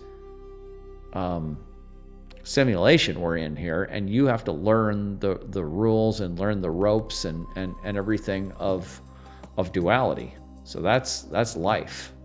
And dissociation mistaken for awakening. Right, so same kind of category of stuff. And then we get into the shadow work practices. That's just identifying the shadow. So look at that. You can read through that, and then you can relate it to yourself and go, where is some of this in me? Where am I doing these things, or where does this show up in my life? And now the shadow work, and I'm still working on all of this, updating it and everything. So you have your foundational awareness, your daily mindfulness, sitting or active. Some people are going to be more on the meditator side. Some people are just going to be being active, like in a Zen way, in their life, always activating what it says right here: witness or watcher awareness stabilization. And hold on, I gotta adjust something right here. Yeah, you're saying the same thing I'm saying. Okay, great. Right, you're developing the watcher, you're developing the witness, you're standing above, and you're always analyzing and looking. Now, you're not always wanting to do that constantly. Sometimes you need to be in the work. You need to let go of analysis, and you need to be in what you're doing, right? You need to be in present mind. You just need to be in presence. And so those are both techniques that you're doing. And which I need to actually put in here. Emotional labeling practice. Yeah, that emotion came up. What is that emotion? What is that emotion? What is that? Name it. What is that emotion? Trigger journaling, right? What triggered you? What consistently triggers you? Self-inquiry questions like, what am I not wanting to perceive or feel? Right? It's like a primary question for shadow work, shadow awareness. Mood tracking, right? Becoming aware of the movement of your moods. emotional integration. So you have emotional clearing, John Ruskin, which we talked a lot about today, or what we call emotional processing. Emotional trigger processing, right, exactly, right there, Davis Mari, that's us. And then you have interrelationship focusing, Eugene Gendlin and Anne Cornell, who he came up with the idea of focusing, and then she turned it into interrelationship focusing. And my friend Lauren just turned me on to that. I already had Eugene Gendlin's book, Focusing, that someone gave us when we were describing John Ruskin's process that we were doing. So it's very interesting. So IFS actually is very close to this interrelationship focusing system. Just put that in to the internet and you'll find that. Okay, depth processing. This is more on the Jungian side. Inner parts, labeling and dialogue, IFS style. Inner child work. I'm not going to get into that right now because we're getting late. Journaling, shadow-related journaling, dream journaling, expressive writing. These are all terms. Every one of these terms you can look up on the internet and you will get something on these. There's all existing terminology. This is not my terminology. A little bit is my terminology, not much. I've tried to put together terminology that is already out there in the field. And so you're going to get material if you put these terms in. Jungian psychotherapy, symbolic and archetypal narrative analysis, dream work, contrasexual integration work. Technically, that's not quite shadow work, but it's getting close. Active imagination, art therapy, synchronicity awareness. Cognitive integration, this is a belief examination, right? Examining your beliefs. Cognitive restructuring, basically, I don't know. I don't do that much of this really. It's a process of pulling apart your beliefs and your thinking and trying to figure out what is the rationality, or what is the circuitry of your actual thinking. Perspective taking, putting yourself in the other person's shoes, very important. Living in the movie, narrative, life story examination, and reimagining. That's me and Melissa's understanding, living in the movie. You constantly hear me talk about that. I won't go into any of these things in deep right now. Heart-based integration, compassion and heart-based awareness practices, loving kindness towards inner disowned parts and outer human foes. Or our term, the heart is toxic to the virus. That was always our term. Spiritual perception, all spiritual, meditative, yogic, and contemplative practices, those all can go in the category of shadow work. And psychedelic experiencing when safe and in proper set and setting, psilocybin, ayahuasca, ibogaine ceremony, ketamine therapy, other entheogens as appropriate. And so this is the upper left-hand quadrant, mind quadrant of shadow work. And there's more to add to that, but that's the basic version. And I'm not going to go into all the other quadrants today, but I just wanted to that's mainly what people talk about when they talk about shadow work, is upper left-hand quadrant. But then I got body material, somatic experiencing, like Carlos was talking about, the open focus meditation that gets your body to relax. That's in this category here. Where is that? Oh, it must be in here, right? Where is open focus in there? Yeah, open focus meditation, Sarno, TMS protocols. Okay. Eventually, this is going to be out. You got lower left-hand quadrant shadow work. You got shadow work in all the quadrants. And then I've got in here shadow detection questions. You're asked, these are, what qualities in other people trigger the strongest emotional reactions in me? What traits do I judge most harshly in others? What emotions do I most try to avoid feeling? Rage, grief, shame, fear. When I feel morally superior to someone, what part of myself might I be avoiding? What do I secretly fear others discovering about me? Where in my life do I feel chronic resentment? What am I pretending not to know about my own behavior? What roles do I perform in order to maintain approval? Nice person, helper, victim, strong one. When I sabotage myself, what might I actually be protecting? What forms of pleasure, power, or expression do I secretly envy in others? What memories still generate shame or humiliation when recalled? What part of my inner critic sounds like a parent, teacher, or authority figure? What pain have I never allowed myself to fully feel? And then that's upper left-hand quadrant, and then there's questions for all the quadrants. And then there's a chart for shadow trigger. You have a trigger, and then this is the possible shadow material below the trigger. So you can see, guys, that this is a very helpful system map. But it's also kind of cognitive, and it's for thinkers and stuff, and it's for doers, people who want to really put together their own thing. But anyway, so there we go. And I will continue to develop that. Let me take that off and go back to where we were. I'll continue to develop that as we go on, and then there will be a workshop where that will be a segment of the workshop. So coming soon. All right. So anyway, if anyone has any final questions, I think some folks Carlos did, EMDR. Oh, you had an identity collapse in EMDR. It is horrific. You feel like you're going insane. Wow.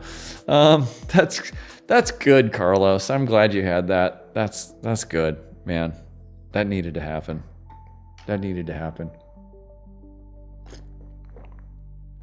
Don't recommend it. Well, I don't know how else it's gonna.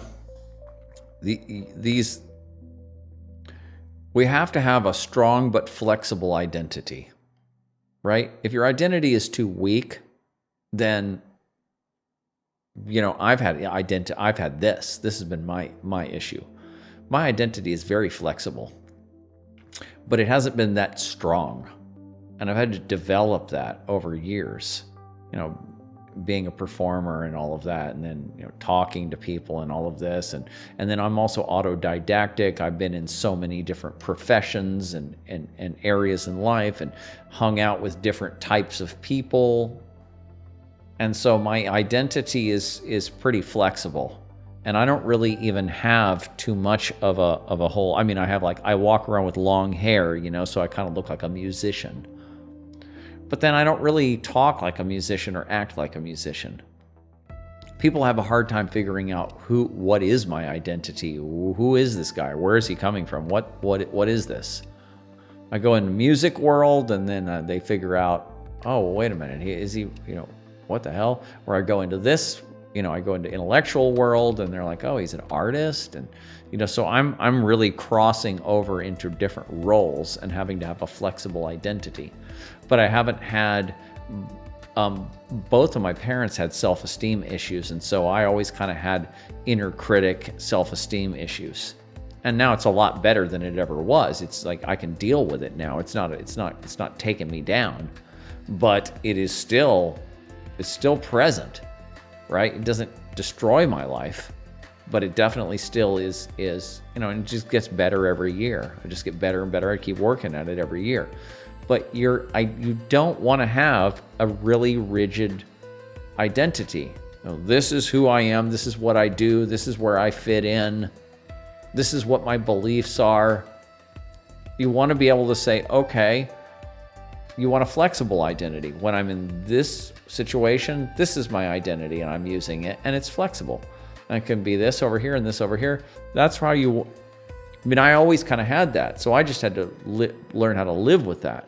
But a lot of people, they have to learn how to actually adopt different, wear different hats and have different feeling states that accompany those different roles, and allow beliefs, like we were saying earlier, to just be vehicles. It's like a car.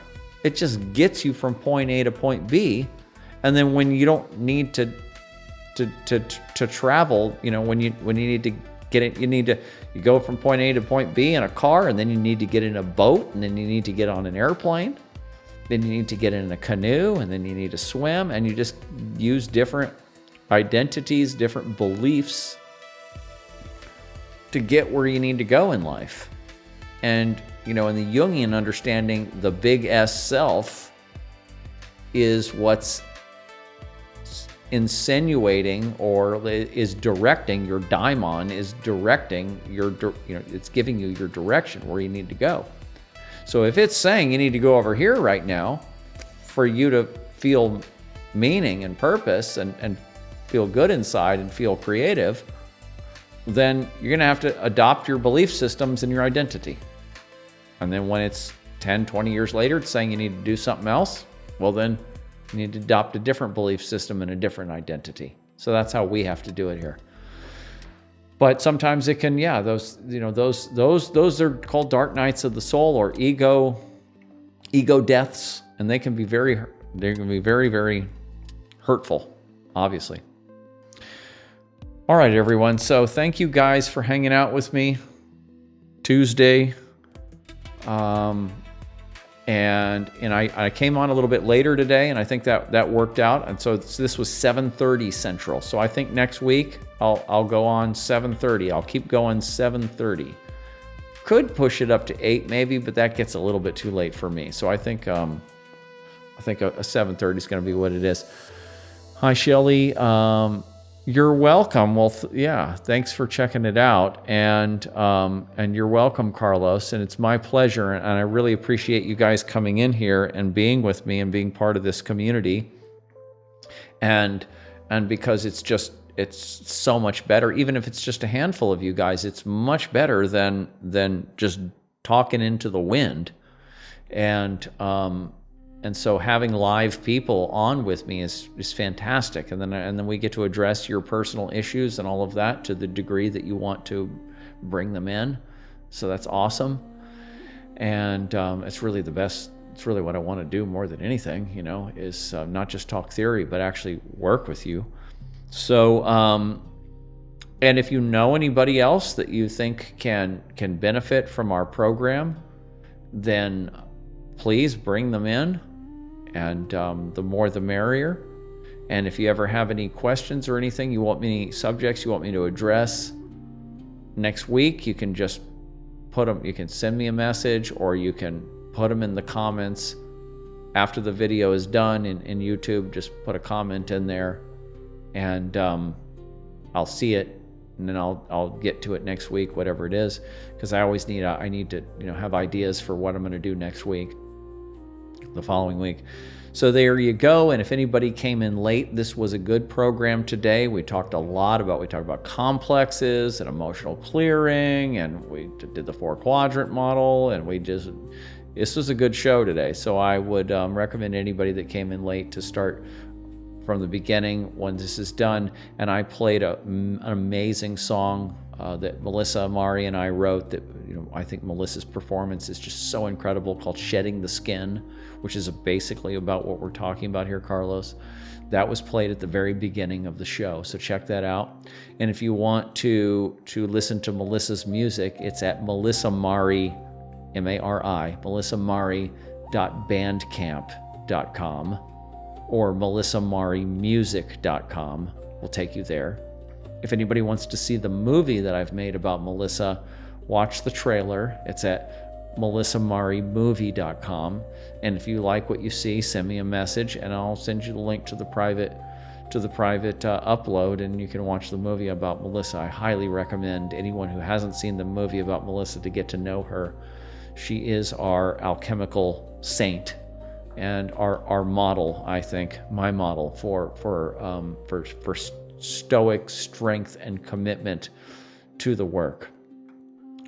So yes, so thank you guys, and thank you, Theo, for hanging out and for participating as always. And I will keep going. Thank you very much. And I will see you guys next week. Have a great week, everyone.